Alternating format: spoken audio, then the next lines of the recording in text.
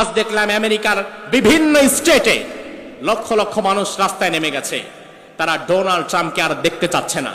তার কারণ এই ইরান আক্রমণ করে গোটা বিশ্ব পরিস্থিতি ঘোলাটে করে ফেলেছে এই পাগলা ট্রাম্প।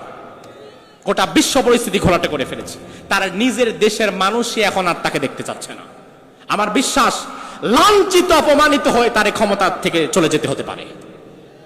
পাগল ছাগল বসে গেছে ক্ষমতায়। রাসূলের হাদিস, কিয়ামতের আগে এমন কিছু পাগল ছাগল ক্ষমতায় বসবে, নাইলে তো কিয়ামত হবে না।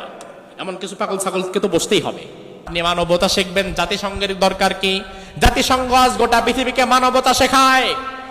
বাংলাদেশে যদি কখনো আমেরিকার মদতপুষ্ট সরকার না আসে, তখন আমেরিকা থেকে বলা হয় এখানে গণতন্ত্র চর্চা ঠিক মতো হচ্ছে না। আমার ভাই, মূলত আমেরিকা জাতিসংঘ গোটা পৃথিবীতে গণতন্ত্র চর্চার নাম দিয়ে আর মানবতার নাম দিয়ে গোটা পৃথিবীর মানবতাকে তারা হত্যা করে। নয়তো আমাদের মানবতা নিয়ে তাদের কত মাথা ব্যথা, ইসরায়েলের মানবতা নিয়ে তাদের কত মাথা ব্যথা, যে ইসরায়েলে ইরান হামলা করছে, ইসরায়েলের কত মানুষ মারা যাচ্ছে, তাদের কত দুঃখ। অথচ ৭৫ বছর যাবৎ ফিলিস্তিনের যে লক্ষ লক্ষ মানুষ মরছে, এতে জাতিসংঘ আর আমেরিকার কোনো মাথা ব্যথা নাই। আমার ভাই, আল্লাহ রাব্বুল আলামিনের হাবিবের জীবনে আদর্শ দেখেন। আমেরিকার কাছ থেকে আদর্শ শেখা লাগবে না, জাতিসংঘের কাছ থেকে শেখা লাগবে না, বিশ্বনবীর কাছ থেকে শেখার দরকার আছে না নাই? আল্লাহর হাবিব সাল্লাল্লাহু আলাইহি ওয়াসাল্লাম নবম হিজরিতে খালিদ বিন ওয়ালিদ রাদিয়াল্লাহু আনহুকে একটা যুদ্ধে পাঠালেন। খালিদ বিন ওয়ালিদ রাদিয়াল্লাহু আনহু সেই যুদ্ধ বিজয় করলেন, জয় অর্জন করলেন। বিজয় অর্জন করার পরে প্রত্যেকটা যুদ্ধ থেকে কিছু গনিমতের মাল আসতো এবং সাথে ওই যুদ্ধ কিছু বন্দী হয়ে আসতো। যুদ্ধের মধ্যে কিছু মানুষ তারা বন্দী হয়ে যেত, ওই বন্দীদেরকে আবার সসম্মানে মদিনাতে নিয়ে আসা হতো। আল্লাহর হাবিব সাল্লাল্লাহু আলাইহি ওয়াসাল্লামের নবম হিজরিতে ওই যুদ্ধের মধ্যে কিছু বন্দী মানুষ মদিনাতে তাদেরকে আনা হয়। যুদ্ধবন্দীর সাথে কি ব্যবহার করা হয় দেখেন। ভিন্ন মতের হলে আমরা ভালো ব্যবহার করতে পারি না। ভিন্ন মতের মানুষকে কষ্ট দেওয়ার জন্য বিগত দিনে আয়না ঘরের মতো জাহান্নাম বাংলাদেশে বানানো হয়েছিল। অথচ বিশ্বনবী যুদ্ধবন্দীদের সাথে কি আচরণ করেছেন শিখেন। যুদ্ধবন্দীদেরকে মদিনাতে আনা হলো। ওই যুদ্ধবন্দীদের মধ্যে একজন নারী একদিন রাসূলকে ডেকে বললেন, রাসূল আপনি একটু দাঁড়ান, আমি আপনার সাথে একটা মিনিট কথা বলবো। বিশ্বনবী দাঁড়িয়ে গেলেন। ওই নারী বলল, আমার নাম সাফফানা, আমার বাবার নাম হাতেম তাই। ওই যে বিখ্যাত দানবীর হাতেম তাই, এই সাফফানা ওই হাতেম তাইয়ের কন্যা। ওই নারী বলল, আমার নাম সাফফানা, আমার বাবা বিখ্যাত হাতেম তাই, তবে আমার বাবা এখন বেঁচে নাই। আমার গার্ডিয়ান হচ্ছে আমার ভাই আদি বিন হাতেম। আমি এই যুদ্ধে বন্দী হয়ে গেছি, আমি একজন খ্রিস্টান, আমি এখানে থাকতে পারছি না, আমার কষ্ট হচ্ছে, থাকা খাওয়ার কষ্ট হচ্ছে। আমি আমার ভাই আদি বিন হাতেমের কাছে যেতে চাই, আপনি ব্যবস্থা করে দেন। আল্লাহর হাবিব সাল্লাল্লাহু আলাইহি ওয়াসাল্লাম বললেন, সাফফানা অবশ্যই তোমার ভাইয়ের কাছে পাঠিয়ে দেব, তবে তুমি একজন নারী, একাকী তোমাকে আমি ছাড়তে পারি না, বরং তুমি একজন গাইড খোঁজো, যে ব্যক্তি তোমারে সহি সালামতে তোমার ভাইয়ের কাছে পৌঁছে দিবে, এমন একজনকে খুঁজে বের করো। কয়েকদিন পরে সাফফানা আবার রাসূলকে ডেকে বলে, ইয়া রাসূলুল্লাহ আমি একজন গাইড খুঁজে পেয়েছি, এবার আমি আমার ভাই আদি বিন হাতেমের কাছে যেতে চাই। বিশ্বনবী এবার বললেন, যাও সাফফানা, তোমাকে মুক্ত করে দিলাম, বন্দিশালায় তোমার থাকা দরকার নেই, তুমি বের হয়ে আসো। সাফফানা বের হয়ে আসলেন। আল্লাহর হাবিব বললেন, সাফফানা বহু দূরের পথ তুমি একা একা যাবা, আমি নবীর কাছে তোমার দেওয়ার মতো এখন আর তেমন কিছুই নাই, তবে সাফফানা আমি আমার গায়ের চাদরটা তোমারে দিয়ে দিলাম, এই চাদরটা তোমার গায়ে পেঁচায়া এরপরে তুমি তোমার রাস্তা অতিক্রম করবা। সাফফানা একজন যুদ্ধবন্দী নারী। যুদ্ধবন্দী নারীর সাথে বিশ্বনবী যে ব্যবহার করেছেন, ফিলিস্তিনের লক্ষ লক্ষ মানুষের সঙ্গে ইসরায়েল এবং আমেরিকা সেই ব্যবহার করতে পারে নাই। অথচ তারা একটা স্বাধীন ভূখণ্ড, যুদ্ধবন্দীও না। স্বাধীন ভূখণ্ডের মানুষের উপরে এত বড় নির্যাতন যারা চালায়, তারা কোনোদিন মানবতাবাদী হতে পারে না, বরং গোটা পৃথিবীতে জঙ্গিবাদের মূল কারখানাই হচ্ছে আমেরিকা। ডোনাল্ড ট্রাম্প গোটা পৃথিবীতে শান্তির বুলিয়া ওড়ায় যে আমরা ভেনেজুয়েলার প্রেসিডেন্টকে ধরে নিয়ে গেছি, অপরাধ কি বলে, ভেনেজুয়েলাতে গণতন্ত্র নাই, এজন্য আমরা প্রেসিডেন্টকে ধরে আনছি, গণতন্ত্র প্রতিষ্ঠা করে ওখানে একটু শান্তি দেওয়া লাগবে। মানে উনি হচ্ছে শান্তির পায়রা, উনি সবাইকে শান্তি দিতে চায়, অথচ এই ব্যক্তি হচ্ছে অশান্তির শকুন। ঠিক কিনা? আজ দেখলাম আমেরিকার বিভিন্ন স্টেটে লক্ষ লক্ষ মানুষ রাস্তায় নেমে গেছে, তারা ডোনাল্ড ট্রাম্পকে আর দেখতে চাচ্ছে না। তার কারণ এই ইরান ইসরায়েল আক্রমণ করে গোটা বিশ্ব পরিস্থিতি ঘোলাটে করে ফেলেছে এই পাগলা ট্রাম্প। গোটা বিশ্ব পরিস্থিতি ঘোলাটে করে ফেলেছে, তার নিজের দেশের মানুষই এখন আর তাকে দেখতে চাচ্ছে না। আমার বিশ্বাস লাঞ্ছিত অপমানিত হয়ে তার ক্ষমতা থেকে চলে যেতে হতে পারে।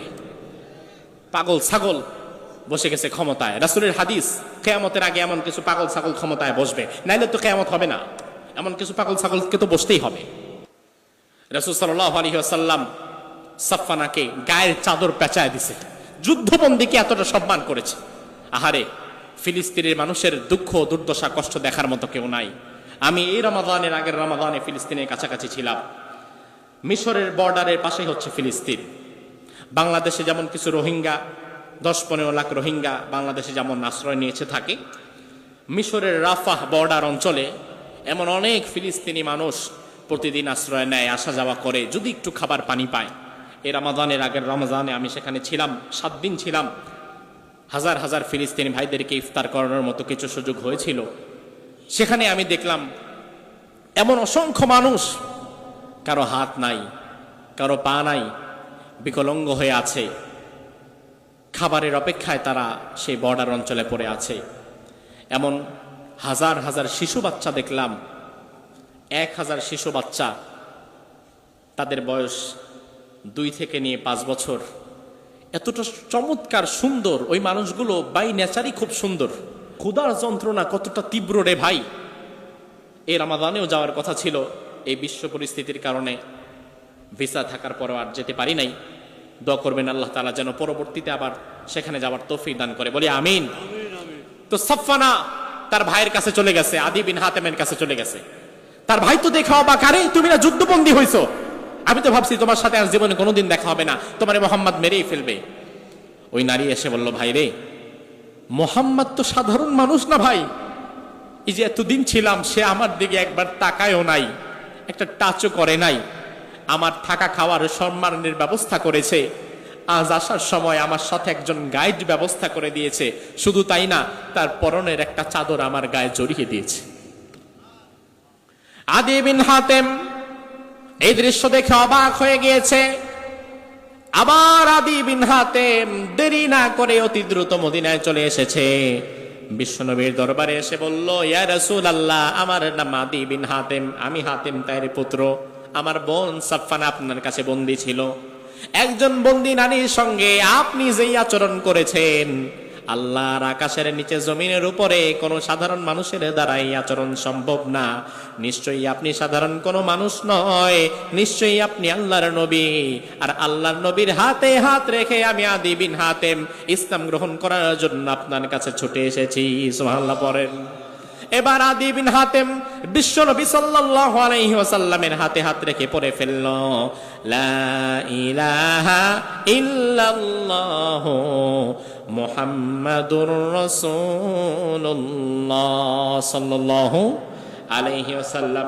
আল্লাহ রাব্বুল আলামিনের পরে বললেন, নবী, ফাসাতুবসিরু ওয়া ইউবসিরুন, অচিরেই ওই মানুষগুলো দেখবে, আপনিও দেখবেন। বিআইকুমুল মাফতুন, কে আসলে পাগল। ওই মক্কার কাফের মুশরিকেরা আপনারে পাগল বলে, আপনি মন খারাপ করবেন না। কে আসলে পাগল এটা আমি আল্লাহ তাআলা সময় মতো বুঝাইয়া দেব। এরপরে আল্লাহ রাব্বুল আলামিন বলেন, ইন্না রাব্বাকা হুয়া আলামু বিমান যাল্লা আন সাবিলিহি ওয়া হুয়া আলামু বিল মুহতাদিন। ও নবী, আমি আল্লাহ রাব্বুল আলামিন ভালো করেই জানি কে হেদায়েত পাবে আর কে পথভ্রষ্ট হবে। আমার ভাই, হেদায়েত অনেক বড় দামি জিনিস। হেদায়েত এমনি এমনি পাওয়া যায় না, বরং হেদায়েত যে চায় না আল্লাহ তারে কোনোদিন হেদায়েত দেয়ও না। এজন্য হেদায়েত পেতে হলে শর্ত হচ্ছে আল্লাহর দরবারে আগে হেদায়েত চাওয়া লাগবে। এই যে অনেক মানুষ বলে, হুজুর এত মাহফিল হয় হেদায়েত হয় না কেন? আরে পাগল, মাহফিলে হেদায়েতের মানসিকতা নিয়ে আসে এমন মানুষের সংখ্যা তো খুব কম। হেদায়েত পাওয়ার জন্য ইখলাসের সাথে শুধু হেদায়েত পাওয়ার জন্য এমন মানসিকতা নিয়ে আসে, এমন মানুষের সংখ্যাই তো কমে গেছে। অনেকে মাহফিলে আসে বক্তার চেহারা দেখার জন্য, অনেকে আসে কণ্ঠ শোনার জন্য, অনেকে আসে হুজুরের কথা নিজের মতের সাথে আর নিজের দলের সাথে মিলে যতক্ষণ ভালো লাগে ততক্ষণ, নিজের মতের সাথে চিন্তার সাথে আর দলের সাথে না মিললে তখন আর তার ভালো লাগে না। অনেকে আসে আগে আসার পরে দেখে যে হুজুরের জামা কি আমার দলের সাথে মিলে নাকি, হুজুরের টুপি কি উসা না নিসা, 5 কুল্লি 1 কুল্লি না 3 কুল্লি, আমার দলের সাথে মিলে কিনা। যদি দলের সাথে মিলে তাইলে হুজুরের কথা শুনে, আর নাইলে শুনেই না। এমন মানুষও আছে না নাই? আমার ভাই, আপনাকে হেদায়েতের মানসিকতা নিয়ে আসা লাগবে, হেদায়েতের মানসিকতা নিয়ে উন্মুক্ত মন নিয়ে আসা লাগবে। এই কোরআনের কাছে হেদায়েতের কোনো অভাব নাই। প্রশান্ত মহাসাগরে যতটুকু পানি রয়েছে কোরআনের কাছে তার চাইতে বেশি হেদায়েত আছে। আল্লাহ বলে ওয়ালাউ শাআ লাহাদাকুম আজমাইন, আমি আল্লাহ যদি চাই গোটা দুনিয়ার সব মানুষকে হেদায়েত দিয়ে দিতে পারি।